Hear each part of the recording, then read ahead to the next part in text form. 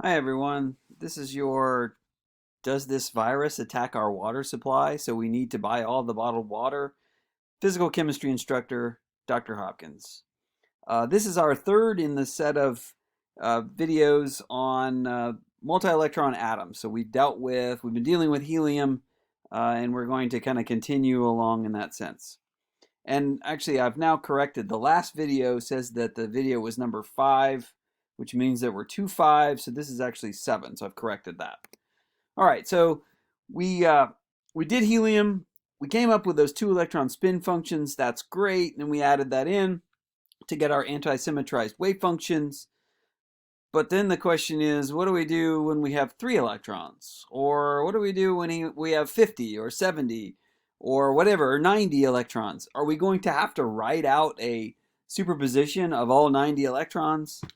And so fortunately, the answer is no, we do not. That was actually kind of the hard way to do it. There's actually a really easy way to write the anti-symmetrized wave function. It just means you have to write it as a Slater determinant. Okay, and so the general form of a Slater determinant is given here, where you have a column for, say, so phi1, phi are our hydrogenic orbital wave function. So in other words, that would be like 1s1. So 1s1, alpha 1, and then you would go on down to however many electrons there are, because if you can have 60 electrons, any of those 60 electrons could be in the 1s orbital, and you write it out column wise. So you go out, you'll have m columns, and so m is, there's actually n divided by 2 if n's even, or n plus 1 divided by 2 if n is odd. So you can write a Slater determinant for any of the elements on the periodic table. Okay, so let's just check. So we've been doing helium. Why don't we try our determinant form for helium and see what we get? So if we write it out, you've got 1 over square root of 2. Now that's our normalization factor that I was dropping last time, but that factored in. I had that in the spin functions a couple videos ago. And you look, you have the first column is 1s1 and then the alpha, or 1s and alpha, for the 1 and 2. And the second column is 1s, because we don't go out of 1s in the ground state. Beta, so our spin up and spin down, those are all of our 4 possibilities. And then you solve a 2 by 2 determinant by kind of cross multiplying and subtracting. So I have there's a section in your math right before this chapter. There's a section on determinants.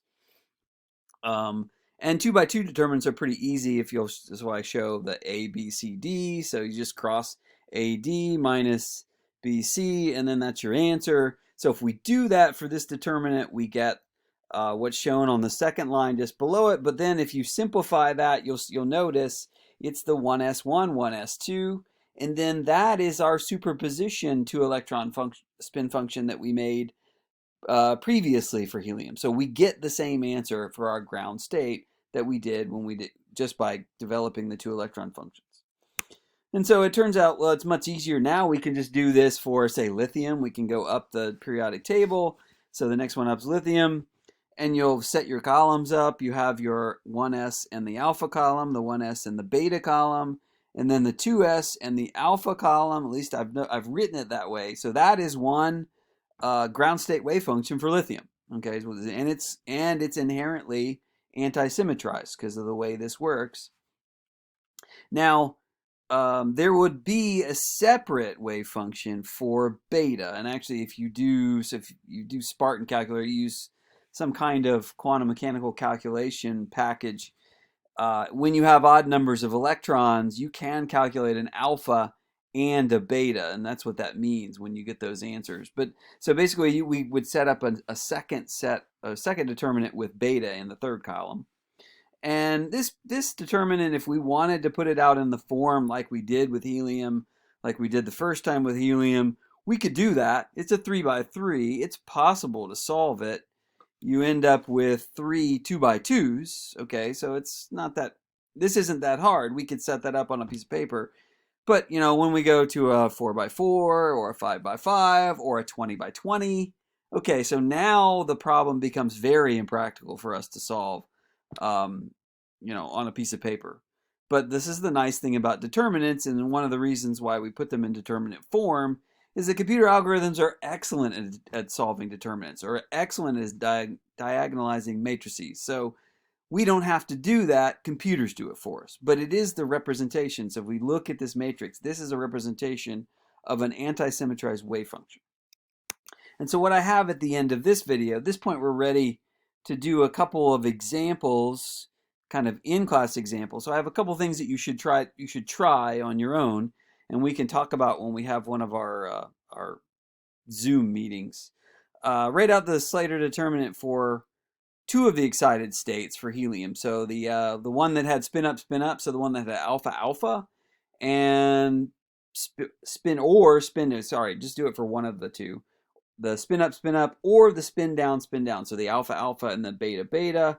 And then write out the determinant for the ground state of beryllium. So go to the next. So we've got 4 electrons. So let's see if we can write that out. You don't have to diagonalize it. Now next time we'll be dealing with the last video on atomic structure, and it will be basically the last video before we're done with material for the next exam. So we're going to start assigning term symbols and so forth. But until next time.